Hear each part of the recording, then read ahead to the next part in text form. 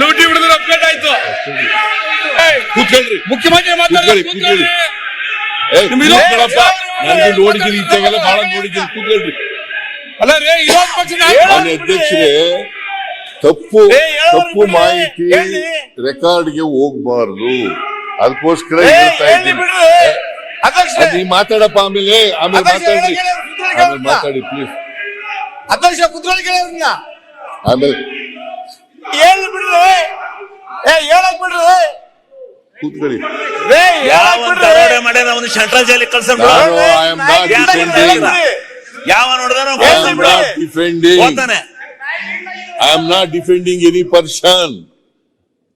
I am not defending, any facts. ಕೂತ್ಕೊಳ್ರಿ. ಮಾತಾಡಿದ್ರ ಮುಖ್ಯಮಂತ್ರಿ ಮಾತಾಡ್ತಾರೆ. ಕೂತ್ಕೊಳ್ಳಿ.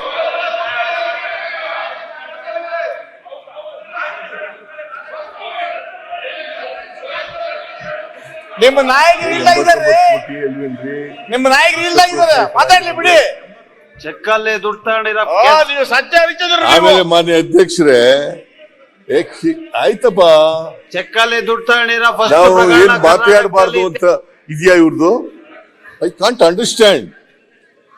You are in parliamentary democracy, parliament system of government. ನೀವು ಹೇಳ್ತಾ ಇದ್ದೀರಿ, ಕೇಳ್ತಾ ಇದ್ದೀವಿ. ಅದಕ್ಕೆ ಸರಿಯಾಗಿ ಉತ್ತರ ಕೊಡುವಾಗ ಉತ್ತರ ಎಲ್ಲ ಪೂರ್ಣ ಕೊಡೋಣ. ಬಟ್ ರಾಂಗ್ ಮೆಸೇಜ್ ಹೋಗ್ಬಾರದು ಅನ್ನೋ ಕಾರಣಕ್ಕೋಸ್ಕರ ಹೇಳ್ತಾ ಇದ್ದೀನಿ. ಇದು ಯಾರೇ ಕೂಡ ಅಡ್ಮಿಟ್ ಮಾಡ್ಕೊಂಡಿರ್ತಕ್ಕಂಥದ್ದಲ್ಲ. ನೀದರ್ ನಾಗೇಂದ್ರ ನಾರ್ ಎನಿಬಡಿ ಅಡ್ಮಿಟ್ ಮಾಡ್ಕೊಂಡಿರೋದಲ್ಲ. ಕೋರ್ಟ್ನಲ್ಲಿ ಇಡಿ ಅವರು ಒಂದು ರಿಮ್ಯಾಂಡ್ ಅಪ್ಲಿಕೇಶನ್ ಹಾಕಿದ್ದಾರೆ. ಆ ರಿಮ್ಯಾಂಡ್ ಕಸ್ಟಡಿಗೆ ತಗೊಳ್ಳಿಕ್ಕೆ ರಿಮ್ಯಾಂಡ್ ಅಪ್ಲಿಕೇಶನ್ ಹಾಕಿದ್ದಾರೆ. ಅದರಲ್ಲಿ ಅವ್ರು ಮೆನ್ಷನ್ ಮಾಡಿರ್ತಕ್ಕಂಥದ್ದು it is not an admitted fact by Nagendra R anybody else. ಅಧ್ಯಕ್ಷರೇ, ನಾನು ಅದನ್ನೇ ಹೇಳಿದ್ದು, ಅವ್ರು ಹೇಳಿದ್ದೆ ನಾನು ಹೇಳಿದ್ದು. ಮುಂದಕ್ಕೆ ಹೋಗಿ ಅವರೇ ತಡೆದು ಬಿಟ್ರಲ್ಲ.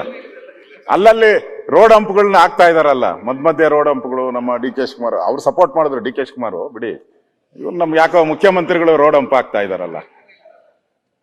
ನಾನು ಅದನ್ನೇ ಹೇಳಿದ್ದು.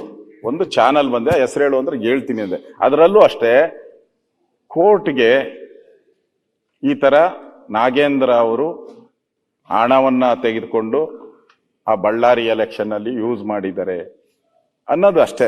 ಅದು ಬಂದಿರೋದು ನಾನು ಹೇಳಿದೆ, ಕೋರ್ಟ್ಗೆ ಹಾಕಿರೋಂಥದ್ದು, ಕೋರ್ಟಲ್ಲಿ ಸಬ್ಮಿಟ್ ಆಗಿದೆ. ಅದು ಸುಮ್ಮನೆ ಅವರು ಏನೋ ಸುಮ್ಮನೆ ಆಗೇ ಆಗಿಲ್ಲ, ಕೋರ್ಟಲ್ಲಿ ಹಾಕಿರೋದನ್ನ ಹೇಳಿದ್ದಾರೆ.